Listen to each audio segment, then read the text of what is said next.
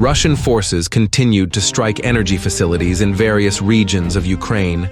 Cruise and aeroballistic missiles struck the Dobrotvirska, Krivorizhska, Pridniprivska, and Burshtinska TPPs. In Odessa, 𝐔𝐤𝐫𝐚 kamikaze drones attacked fuel and energy facilities and a military unit in the city center. As a result of another raid, Russian troops destroyed a MiM-23 Hawk SAM launcher. In Lviv region, Russian forces again launched a missile strike on the town of Stry. The hit damaged an underground gas storage facility, which had already come under fire a few weeks earlier. Ukrainian forces, in turn, raided civilian infrastructure in Krasnodar region. Air defense units intercepted most of the targets, but several drones slightly damaged equipment at 2 refineries. Several dozen more drones attempted to attack the airfield on the outskirts of the village of Kushchevskaya. Russian anti-aircraft gunners shot down some of the drones, but the rest damaged one of the warehouses on the runway. The AFU also launched attack MS missiles with cluster warheads on the Crimean Peninsula. The air defense positioning area located on Cape Tarkhankut came under fire. Meanwhile, in the Special Operations Zone, Russian troops continued to advance on several sections of the front. In the North Ukrainian direction, the enemy strengthened its positions along the border by constructing trench lines and setting up mine barriers.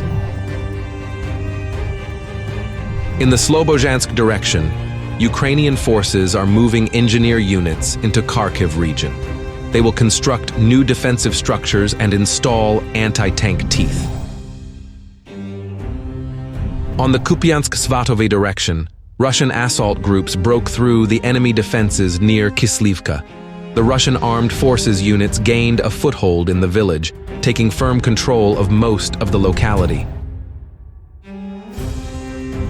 In the Lyman direction, fighting continues near Terny and in the area of the Torsk salient on the left bank of the Zherebets River. After recent heavy fighting, the sides are regrouping and preparing to resume intensive fighting. In the Siversk direction, there were position battles east of Bilohorivka and on the outskirts of Verkhnekamianske. Also, Ukrainian forces shelled Novodruzhsk. 1 local resident was killed and 2 others were wounded. On the Bakhmut direction, the AFU pulled reinforcements to Chasiv Yar, increasing the number of manpower and equipment in the area. To the north, Russian troops attacked enemy positions near Kalinivka, where Ukrainian forces continued to hold their positions. On the Avdiivka direction, Russian troops were rapidly pushing through the enemy's defenses north of Avdiivka. Assault groups established control over Ocheritain and attempted to advance towards Arkhangelsk. East of Arkhangelsk, Russian armed forces units broke through enemy defenses in Novokalinovi and Keramik. Under the onslaught, the Ukrainian forces were forced to retreat, and mop-up operations began in the settlements themselves. Not stopping there, the assault groups of the Russian armed forces went south and occupied Novobakhmutuvka and Solovayov. Scattered and disorganized AFU units retreated to the Sokol area and tried to build a new line of defense. To the south, Russian troops established full control over Semenivka and the adjacent forest belts, and to the north, Russian armed forces units occupied the western outskirts of Berdishi, hoisting their banner there. On the Donetsk direction, the advanced assault units have entrenched themselves on the territory of the refractory plant in Krasnohorivka. The Russian armed forces also cleared the southeastern outskirts of the private sector along Zaliznychna and Vosmoho-Berezhnya streets. To the north, Russian troops continued to fight fierce battles in the Netalov area. During the week, the Russian armed forces advanced several hundred meters, gaining a foothold on the western outskirts of the settlement. On the Vuhledar direction, Russian troops took full control of 𝐒𝐤𝐫𝐚𝐢𝐴. After clearing the nearby forest belts west of the village, the next target will be 𝐒𝐤𝐫𝐚𝐢𝐴, which is the AFU's transportation hub on the section.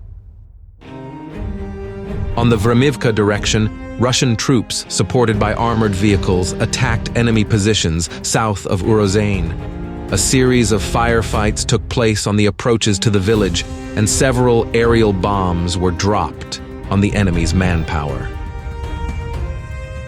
On the Zaporizhzhia direction, position battles continued near Kopani, Robotyny, and northwest of Verbovi. The enemy is intensively using cluster munitions and FPV drones to hit the positions of Russian troops. In the Kherson direction, the AFU maintained control over the bridgehead near Krinky. At the same time, the enemy continued to transfer reinforcements both to the village itself and to the islands in the Dnipro Delta.